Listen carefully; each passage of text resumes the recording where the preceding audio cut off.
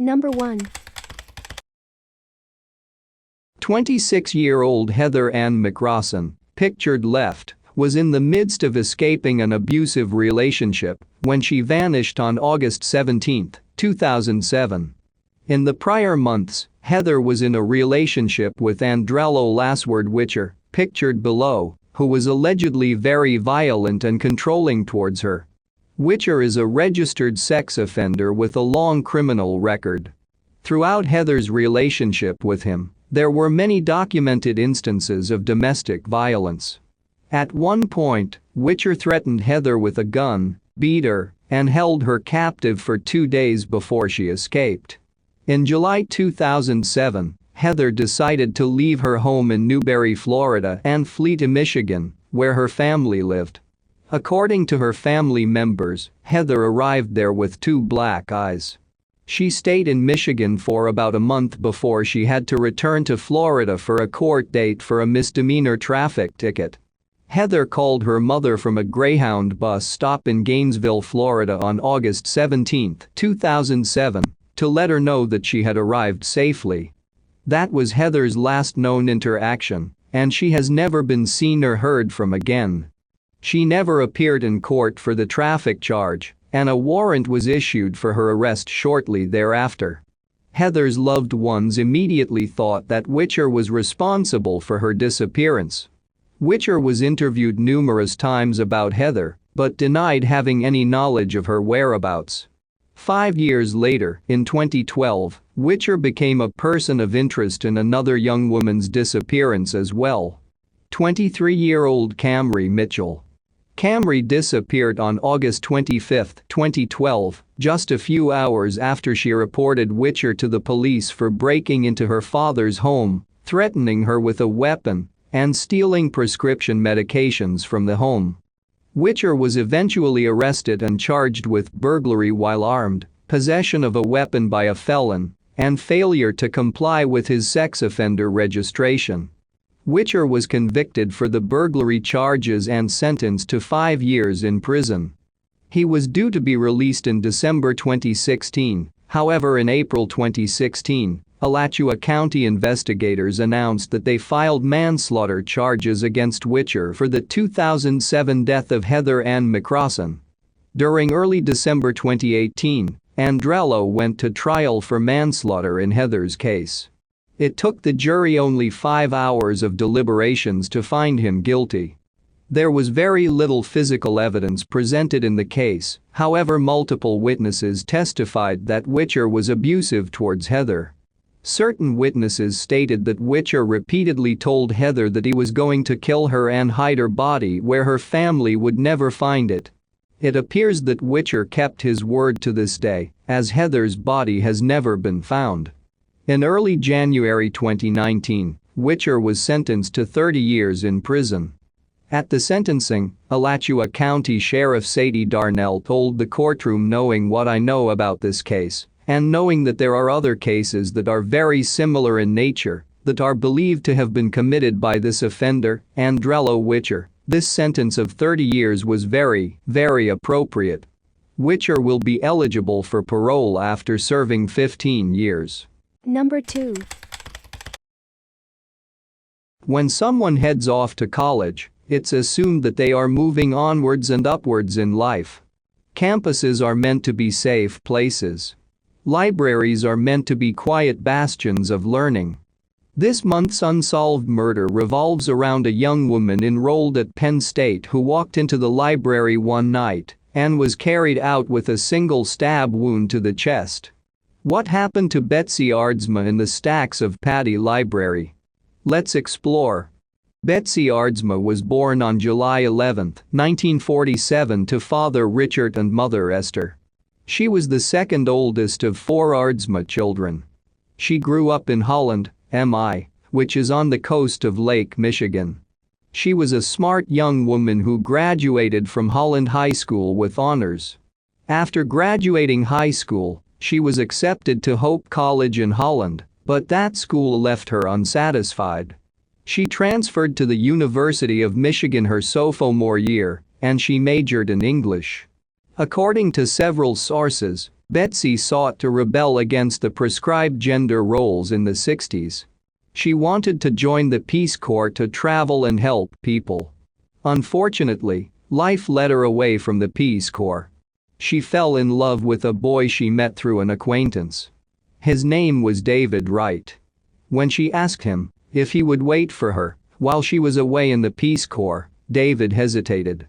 He told Betsy that it was her choice. She could choose the Peace Corps and its exotic travels, or she could choose him and head to Pennsylvania, where he was going to be attending law school. In the end, Betsy chose to enroll in a graduate English program at Penn State.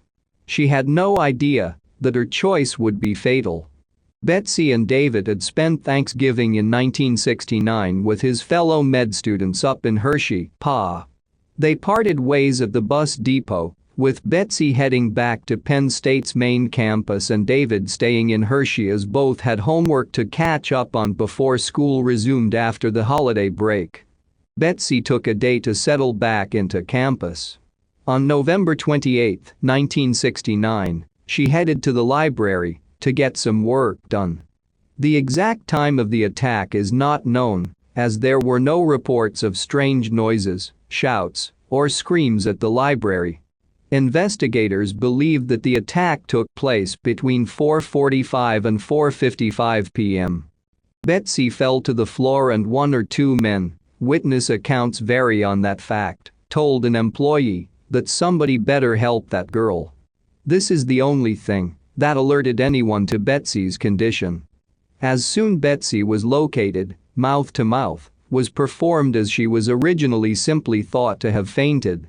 Someone called the campus hospital to send an ambulance, reporting that a student was unresponsive in the library. The reason no one noticed the wound on Betsy is twofold. First, the wound was so deep that it did not produce much blood on the surface. Second, Betsy wore a red dress to the library that day, which obscured any blood that did surface from the wound. The stab wound was only discovered after her arrival at the hospital and her subsequent examination there. Unfortunately, there was nothing that anyone could do for Betsy, and she died shortly after her arrival at the campus hospital. The investigation began with Betsy's personal life, trying to find an obvious thread to follow. But Betsy came from a good family. She got along well with her peers and professors. She was in a committed relationship with a good boy. No one had a bad thing to say about her. She was a smart girl with a good social life, leading the police to look elsewhere for clues. The biggest lead in the investigation was the man or men. Reports differ on whether the speaker was alone or not, who alerted the library worker to Betsy's need for help. They said somebody better help that girl, which insinuates that they knew what happened, possibly because they were the one responsible for it. Unfortunately, in the ensuing rush to get Betsy to the hospital, the speaker was able to slip away unburdened. There is one composite sketch based on witness descriptions of this man, but it looks very basic. Despite the police begging students and residents to report any tips, no matter how disconnected it may seem to them, the case went cold shortly after the murder. The case never closed due to lack of effort, however. Investigating agencies still actively seek out information and leads regarding her case. And less in line with traditional investigative tactics, students interested in the paranormal have been known to try and contact Betsy with a Ouija board in the stacks each year, though none have reported receiving any reply. There are a few theories that have been put forth in the decades since Betsy's murder, but nearly all of them boil down to whether the attack was planned on Betsy specifically or whether it was a crime of opportunity. There is very little evidence in this case to support any theory, as the crime itself was not discovered until Betsy arrived at the hospital. This hindered the investigation in a few ways. First, the scene was immediately compromised and evidence was destroyed, and second, the perpetrator was able to slip away unnoticed. To me, that second point signals at least one thing about the attacker: they fit in with the college crowd in some way. With that in mind, let's examine some theories. The first theory is that Betsy was attacked by a random person. To be upfront, this theory does not seem at all possible to me. The method of attack was up close and personal, not to mention methodical. The only reason I can think of for someone to kill a stranger with a single stab wound in a very public place is for the thrill of it. But in my mind, if someone is doing it for the thrill, they're not so steady in their execution and escape. Additionally, no one reported hearing Betsy scream, and there were no signs of a struggle or attempted escape in the stacks where Betsy was found. It just doesn't make sense to me. I think she at least recognized the attacker, or at least believed she did. The second theory that comes up often is that Betsy's boyfriend David Wright had something to do with her death. This seems to be due to the fact that most violence against women is perpetrated by someone close to them. But David had stayed away from campus that weekend due to the Thanksgiving holiday, and the other students he was staying with vouched for him. The police interrogated David, but eventually accepted his grief as genuine and accepted his alibi. David Wright is officially not a suspect in this case. The final theory I will discuss is one that has been put forth by investigative reporters and authors looking into Betsy's death. At the time of her murder, Betsy had recently broken off a relationship with a doctoral student named Richard Hefner. Of course, all evidence presented is circumstantial, and everyone is innocent until proven guilty. With that caveat out of the way, let's look at some circumstantial evidence that could point to Hefner. First, he allegedly knew about the murder before the information had spread widely through campus. He would have been able to fit in with the college crowd at the library without arousing suspicion. Plus, there was no evidence that Betsy screamed or struggled with her attacker, which possibly suggests that she knew her killer. Plus, Hefner showed signs of having an explosive temper and low regard for women throughout the years after Betsy's murder. He had a motive, and the method was deeply personal. But, again, there is only circumstantial evidence here. Due to the fact that the attack occurred on the Penn State campus, their police force have ownership of the case. Betsy's death has gone unsolved for over 50 years. Her family deserves closure, Betsy deserves justice, and whoever committed this terrible murder deserves to pay for what they did. You can reach the Penn State Police at 814-863-1111. You can also report tips anonymously to Pennsylvania Crime Stoppers at 1-800-4-PASCAL-TIPS. Number 3. In October 2007, Stacy Peterson vanished from her Bolingbrook home under mysterious circumstances. While the police and her family were busy in their search for the missing girl, Stacy's husband, Drew Peterson, claimed she had left him for another man. However, when Drew was arrested and convicted for a 2004 murder, suspicion about Stacy's disappearance soon fell on him. Lifetime cellmate secrets.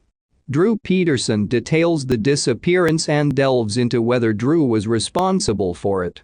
Let's find out more about the case, shall we? Stacy Peterson married Drew Peterson on October 18, 2003, just 8 days after Drew divorced his third wife, Kathleen Savio. She was just 19 at that time and was on the verge of completing her nursing degree. A few months into their marriage, the couple gave birth to their first child, Anthony, and Lacey, their daughter, was born in 2005. Being a kind-hearted and wonderful mother, Stacy also agreed to adopt Drew and Kathleen's children legally. On March 1, 2004, Kathleen Savio was found dead in a dry bathtub. With the divorce still fresh on everyone's minds, there was speculation about Drew being involved in the death. However, Stacy stood by her husband and even provided his alibi during the time of the murder. Although, with the death being ruled an accident, the pair were able to go back to their regular lives pretty quickly. With the way the couple lived their daily lives, No one would have suspected the tragedy that was about to come in 2007. Stacey went missing on October 28, 2007. Her sister, Cassandra Cales, was the one to report her missing after Stacey failed to turn up at her home like she was supposed to. The police then questioned Drew, who claimed that they had spoken the previous night and she had left him for another man. However, people who knew Stacey refused to accept this statement, claiming Stacey would never leave without her children. Furthermore, Drew had a history of domestic violence with his third wife, which further fueled suspicions. Through their investigation, the police found out that Stacey was reportedly scared of her husband. She had apparently told her friends that she wanted to leave the marriage and even revealed that she feared Drew might kill her.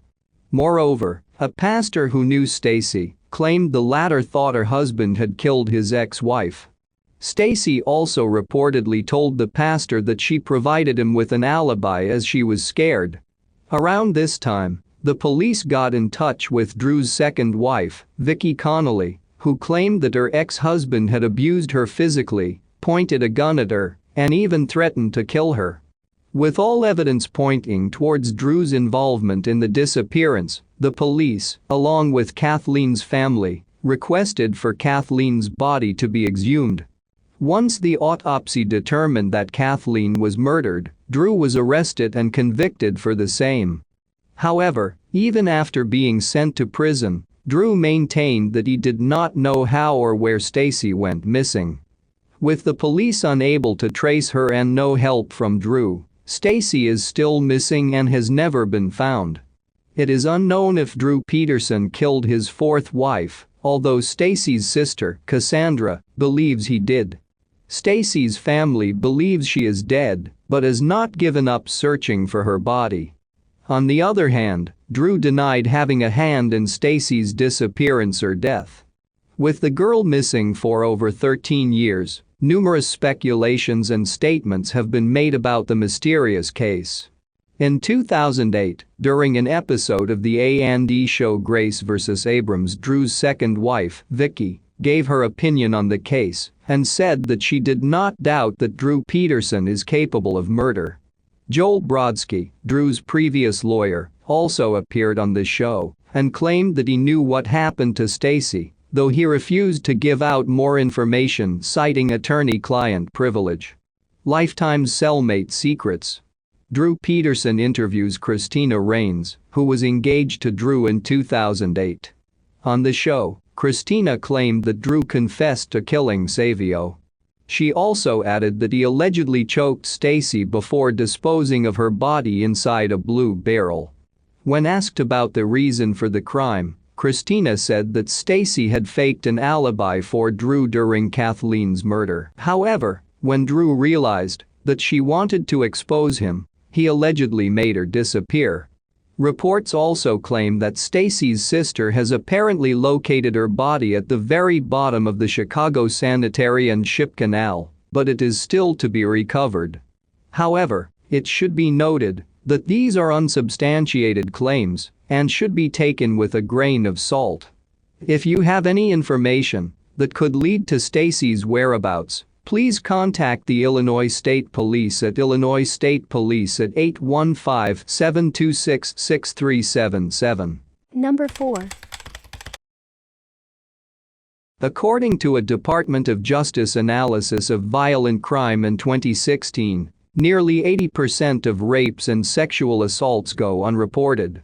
Fear of retaliation is one of the many reasons victims fail to report their assault, according to the Dodge report. 36-year-old Tissa Diana Gant's courage in reporting her rape reminds us of the possible repercussions of reporting a sexual assault and why it can often be so difficult for victims to come forward. Tissa went missing in Titusville, Florida on January 2, 2007, after filing a sexual assault charge against Edwin Dean Morris. She feared that Edwin would retaliate against her telling police about her assault. A graduate of Titusville High School and Brevard Community College, she was one of 12 siblings. Police at first believed that Tissa left voluntarily, But the investigation now focuses on her disappearance as a possible homicide. It is unclear why police believed she left of her own accord, since she expressed fear about retaliation and had recently reported a crime. I did not find much information about the police investigation of Edwin, except for the Charlie Project post that noted that they searched his home but found no clues. In January 2010, Tissa's purse containing her personal belongings was found in a ditch near W.C. Stafford Street. Based on the length of the weeds that had grown through the purse, one could ascertain that the purse had been there for a long time. Police dogs searched the area but recovered no other evidence. A 2010 newspaper article noted that the purse was sent for forensic testing, but I found no further updates on the results. In October 2011, investigators searched a Titusville home's backyard based on a tip that a woman might be buried there. This was the fourth time that police searched the surrounding area on Gilbert Street, just east of DeLeon Avenue and west of US 1 in Titusville. Tissa was raped near DeLeon Avenue, and while the newspaper articles never explicitly make it clear, I presume this is Edwin's residence or close to his residence. Previously, authorities had used shovels, but this time they used heavy equipment so they could search deeper in the ground. No remains or clues were recovered from the site. In 2015, the same area was searched again, but a newspaper article noted that police did not release the purpose of the search, but that residents in the area were certain that it was related to Tissa's disappearance. Raymond Gant, Tissa's brother, feels in his heart that his sister is gone, but wants to find her body. He hopes to bury Tissa near their mother's remains in Georgia. Raymond believes there's more people in Titusville that know what's going on, but they don't step forward. Edwin has a lengthy criminal history and was sentenced in 2016 for felony battery. Records show he was on felony probation until July 2018. He remains a person of interest in Tissa's disappearance. Tissa remains missing. She has a gap between her front teeth and her ears are pierced. If you have any information, please contact the Titusville Police Department at 321-264-7874. Number 5. This month's unsolved murder case has all the markings of a case that gathers a large following. A young woman in college was murdered, found in a place where she wasn't meant to be. The case has long gone cold, and the biggest theories often led to big-name serial killers that were active in the area. So why is there a startling lack of information? Why has Jenny all but vanished from the news, from the collective consciousness? Let's explore. As I said in the introduction to this post, there is very little information about Jenny's life to be found online. She was born on February 5, 1958. She was incredibly smart and worked hard to earn her grades. It's been reported that she consistently made the dean's list for academic excellence. She began attending San Francisco State University. Her field of study varies from source to source. Some say her major was biology, some say pre-dental. Jenny was 19 years old when her life was taken from her in 1977. Jenny was last seen alive by her roommate on Sunday, September 11, 1977. Around 6 p.m. that night, she said she was going to the library to use one of their study rooms to get some work done. Only the basement level of the library was open at that time, with the study area there being open until 11 p.m. that night. No one present at the library on the night of September 11, 1977 remembered seeing Jenny, and she never returned to her dorm room. Her roommate reported her missing the next morning when she realized Jenny was still gone. At the library, a psychology professor entered a faculty reading room on the 4th floor when he made a horrific discovery: Jenny's nude, lifeless body was inside. She had been stabbed 30 times and beaten with a standing ashtray, per a news article from September 14. Other sources claim that she was strangled and that there was evidence of sexual assault. Her belongings were found in a neat pile nearby. According to contemporary reports, only 400 people had a key to the room in which Jenny was discovered. This considerably narrowed down suspects, but it was not ruled out that the door was left ajar or propped open to allow unrestricted access. Students and faculty were questioned, but no one saw or heard a thing. Jenny had no known enemies, nothing had seemed wrong at the time. Soon, the leads ran dry and the case went cold. The internet has run a little wild with theories on this case. The first suspect that comes up is often the infamous Zodiac killer. This serial killer was never caught, and their identity is still unknown today. We know they were allegedly in correspondence with the police in the 60s and 70s, and their confirmed victims were all killed in the Bay Area. Their MO was typically to brutally stab or shoot their victims. That does loosely fit here, but it should be noted that all of the Zodiac's confirmed victims were killed in the 1960s. Unless the Zodiac killer happened to be a student or a staff member at SFSU, I don't see this theory as fitting. Another big name that popped up in my search was Rodney Alcala, the so-called dating game killer. To me, he does not fit with this case at all, so I feel the need to swiftly debunk it here. We know Alcala was in California for the latter half of 1977 at least, though he seemed to stay in the Los Angeles area. Of course, he could have traveled up to San Francisco, but there is nothing indicating that he had. Alcala's MO also does not match. His victims were bludgeoned and strangled, and he had no known instances of stabbing his victims. Alcala was also known to lure his victims into his grasp by pretending to be a photographer and asking them to model for him. Surely this would not have gone unnoticed in a crowded university library. Plus, how would he have gotten into the locked staff reading room? It just doesn't fit. While Alcala doesn't fit, and Zodiac is sensational, neither theory accounts for the fact that the staff reading room was likely locked that night and a key would have been needed for Jenny to end up inside.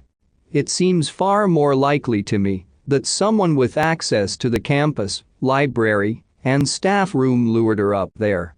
The suspect that comes up again and again in conjunction with this theory is a library guard who was on duty the night of Jenny's murder. They allegedly then called out from his job the next day, leading people to assume he was lying low after his part in the murder. The fact that this person would have been in a position of power and therefore presumably trustworthy to Jenny lends credence to the idea that she would have followed them upstairs if asked. The same could be said of a professor, however. With such limited information available about this case, it's hard to come to any conclusions. I haven't been able to find any information about whether Jenny's case is still open, but it's cold as ice regardless. If you or anyone you know has any information about the murder of Jenny Lo Chang, contact the San Francisco State University Police Department here. You can also visit the San Francisco Police Department website here to see options to anonymously report a tip. It's been nearly 45 years since Jenny Lo Chang was murdered, and she deserves to rest. The truth must come out. Number 6. A college student vanished after having a minor car accident and was on the phone with his parents at the moment he went missing. Brandon Swanson, a 19-year-old from Marshall, Minnesota, went missing on May 14, 2008. After graduating from Marshall High School in 2007, he had enrolled at the Minnesota West Community and Technical College. He was interested in studying wind turbines, so chose to attend the Canby campus as it had a wind energy technology course of study. Classes ended on May 13, and he went out that night with some of his classmates to celebrate the end of the semester. He started his night at a party in Lind, a small town located about 7 miles to the southwest of his home in Marshall. He later left Lind and headed 35 miles northwest to Canby, a drive that would have taken around 40 minutes to complete. He said goodbye to his friends sometime after midnight and headed for home. Brandon was extremely familiar with the 30-mile drive from Canby to Marshall, as he made it almost every day. The entire drive is done on one road, as the two towns are directly connected by State Highway 68. There is little traffic in the area, and the drive would normally take less than 35 minutes. Brandon ran into some trouble on his drive. He accidentally drove his Chevy Lumina off the road and got it stuck in a small ditch. He made repeated attempts at freeing the car, but had been unable to budge it. After repeated calls to his friends went unanswered, he called his parents at 1:54 a.m. He reassured them that he wasn't hurt at all, and there didn't appear to be any damage to the car. He just needed help getting it back on the road. Brian and Anita Swanson told their son they would leave right away to help him free the car. Brandon gave them directions to where he was waiting with the car. He was midway between Lind and Marshall. Going by what he told them, Brian believed that he knew exactly where he needed to go, about a 10-minute drive from their home. It didn't take long for Brian and Anita to arrive at the location they believed Brandon was at, but they were unable to see him or his car. They called Brandon on his cell phone and told him to keep an eye out for them. After a couple minutes, they started honking their horn and flashing the headlights of their pickup truck, hoping that Brandon would be able to spot them. They were surprised when Brandon said he couldn't hear their horn or see any lights on the road. They questioned if Brandon had directed them to the correct location, but he was certain that he had. Changing tactics, they had Brandon start flashing his headlights. Through the phone, they could hear the clicking noise made as he turned his lights off and on. They peered out into the darkness, hoping to see a glow in the distance, but they still couldn't see a thing. It didn't make sense to them, as they were surrounded by wide, open fields. There was no reason why their view of Brandon's car would be obstructed. If he was on that road, they should have been able to see him. Brian and Anita remained on the phone with Brandon the entire time they were searching for him, and he was starting to get aggravated. He was sure he had accurately described his location to his parents, and he couldn't understand why they were unable to follow his directions. They insisted that they were exactly where Brandon told them to go, but Brandon was certain that they were the ones who were confused. Finally, his frustration reached a boiling point, and he hung up on his mother. She called him right back and apologized. Given the situation, his frustration was understandable. Though Brandon had initially thought it would be best for him to stay with his stranded car, he was convinced his parents had somehow ended up in the wrong area and weren't going to be able to find him. No matter how many times he repeated the directions, they didn't seem to understand. Tired of waiting, he decided things would go quicker if he could get to wherever his parents were. He could see lights in the distance coming from what he assumed was Lind, so he told his parents it would be easier for him to just walk to the town. He told his parents to meet him in the parking lot of a bar. Brian agreed. He dropped Anita off at home and drove to Lind. Brandon remained on the phone with his father as he walked, updating him on his progress. He said that he was walking along a gravel road and that he had taken a shortcut through a field.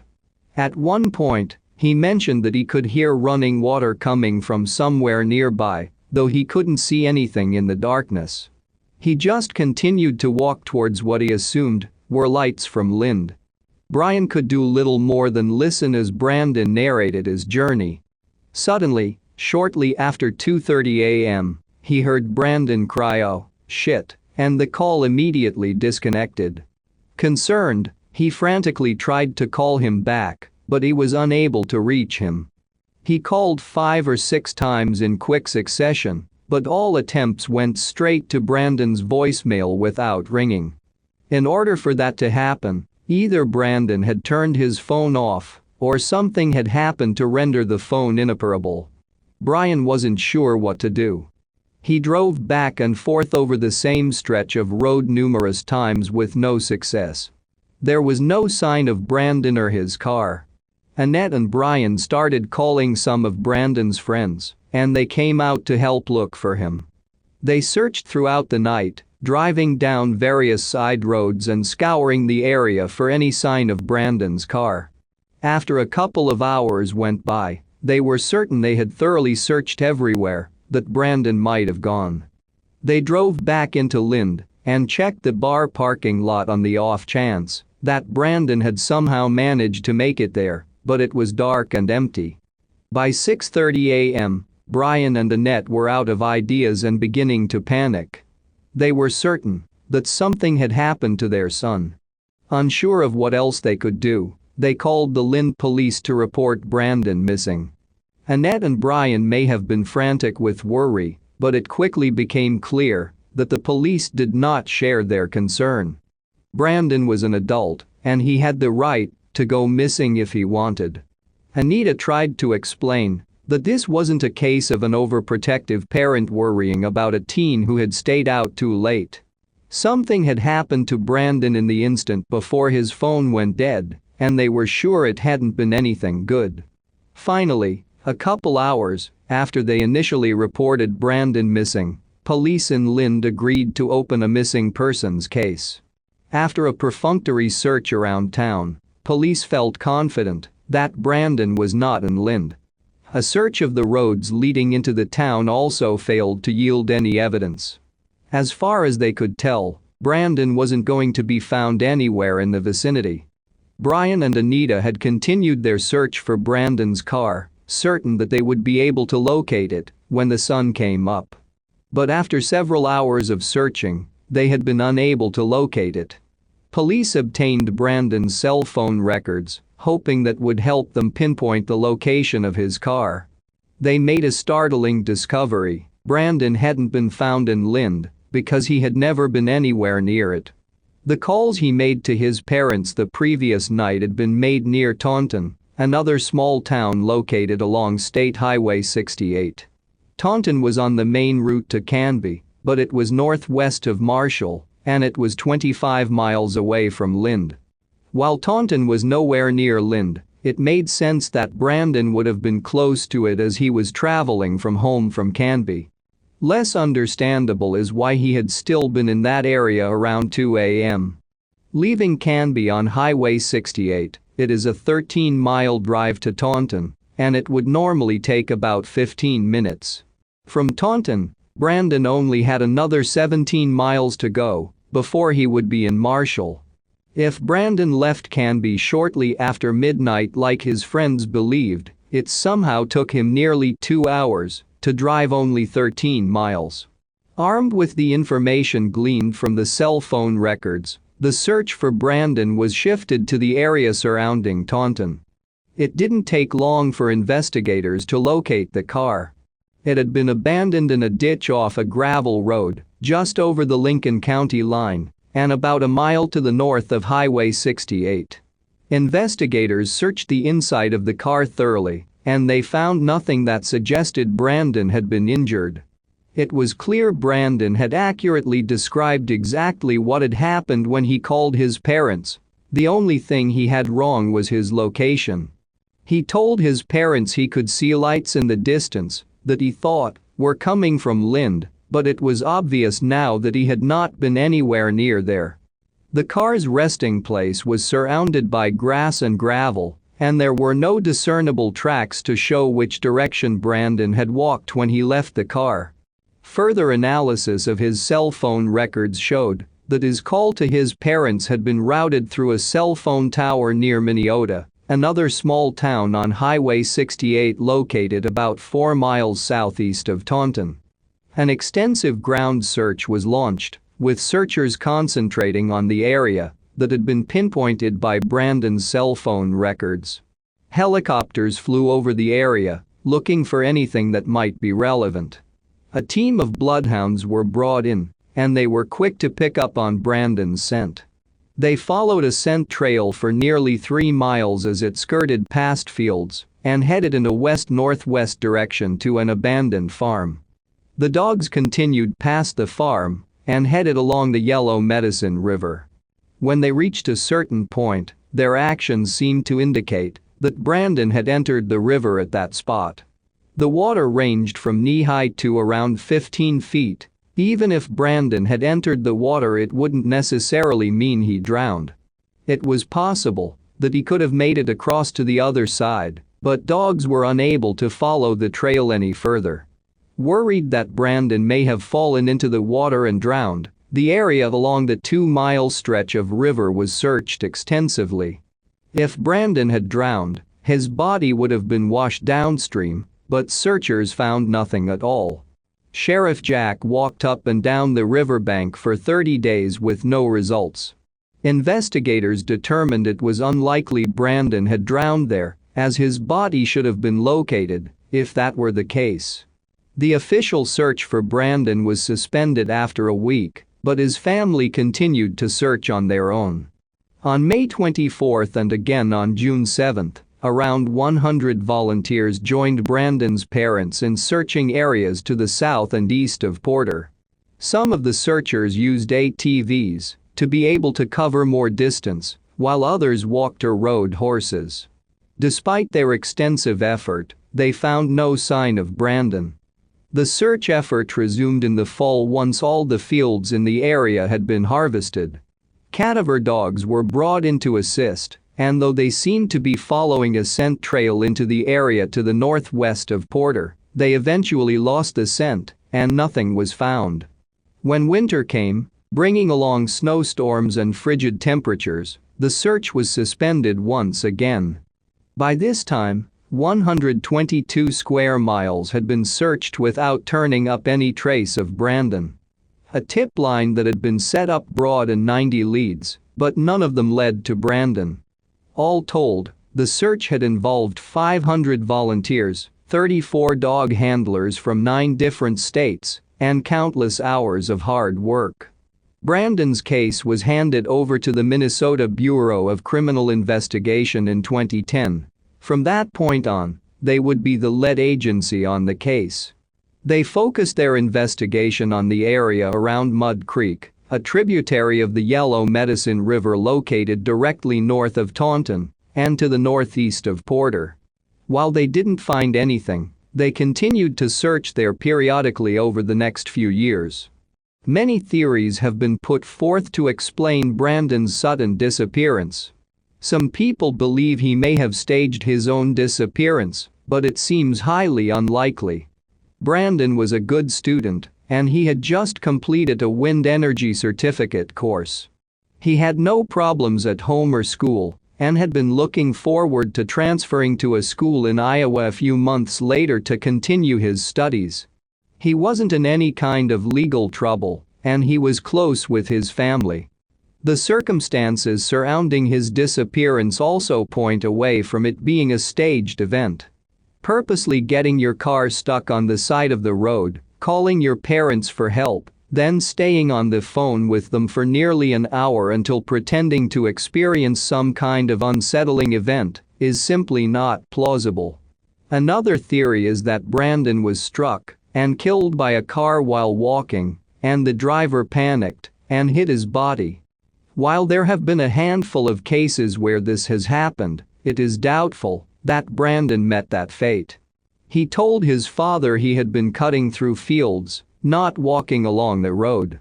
This is supported by both cell phone records and the path taken by tracking dogs, both of which indicate Brandon was not on the road.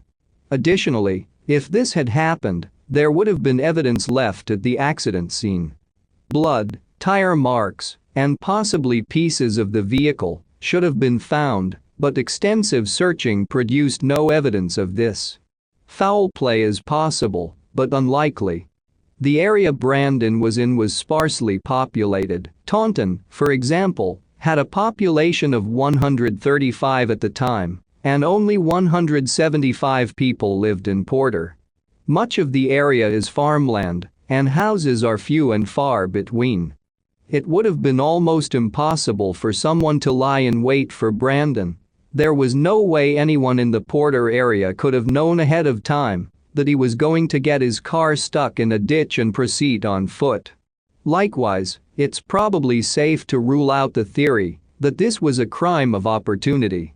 The chance that someone just happened to see Brandon walking in the dark and decided to kill him is slim, especially when considering the small population size.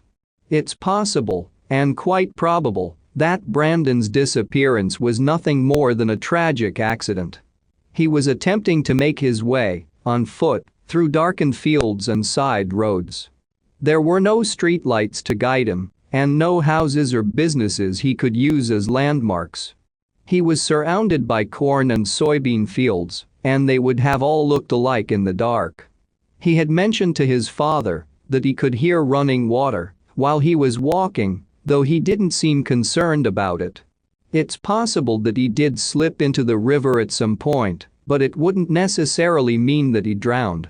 He could have gotten up out of the water, disoriented but still very much alive.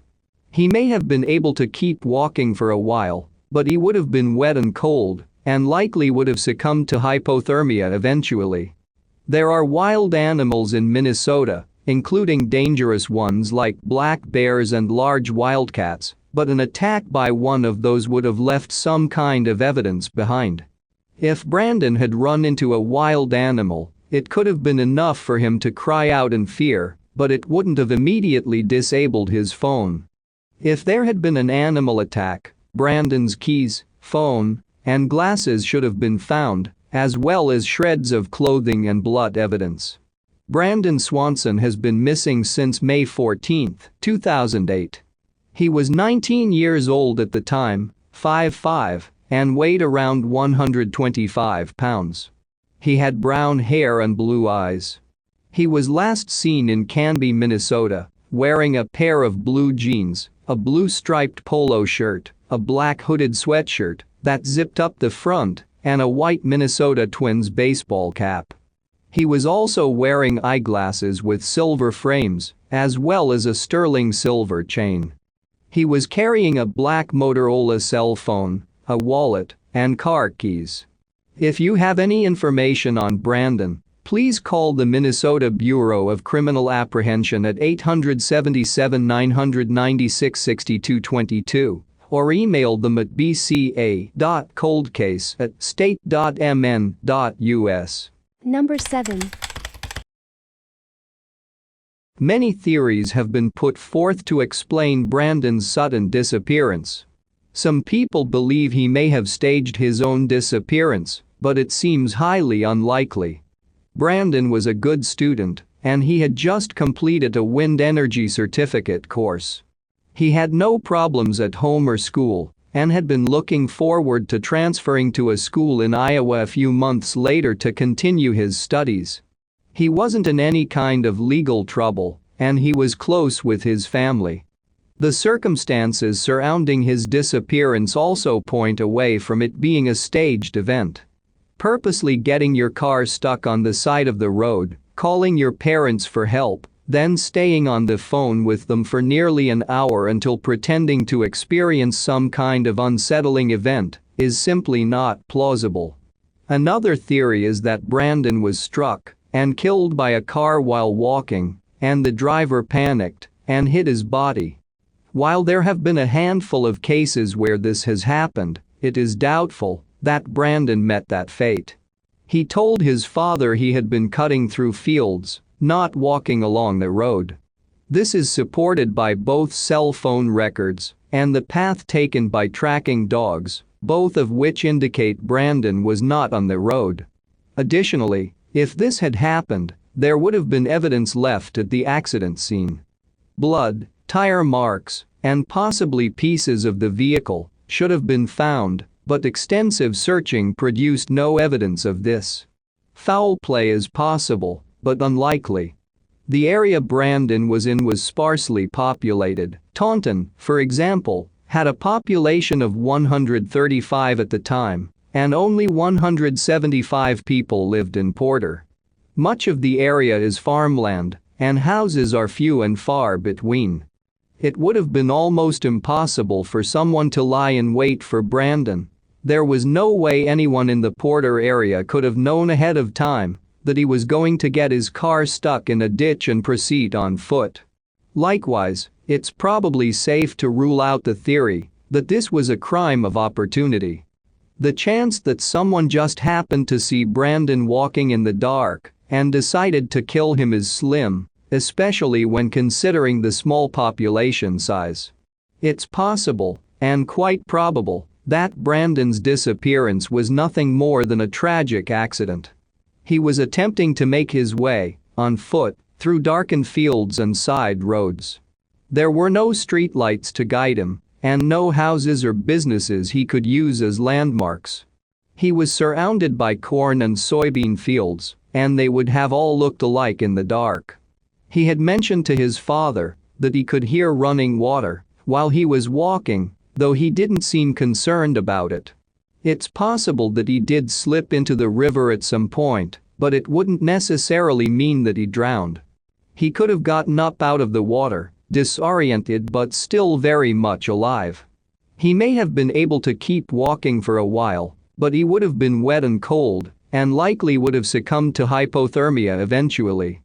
There are wild animals in Minnesota, including dangerous ones like black bears and large wildcats, but an attack by one of those would have left some kind of evidence behind. If Brandon had run into a wild animal, it could have been enough for him to cry out in fear, but it wouldn't have immediately disabled his phone. If there had been an animal attack, Brandon's keys, phone, and glasses should have been found, as well as shreds of clothing and blood evidence.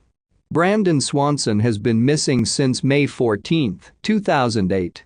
He was 19 years old at the time, 5'5", and weighed around 125 pounds. He had brown hair and blue eyes.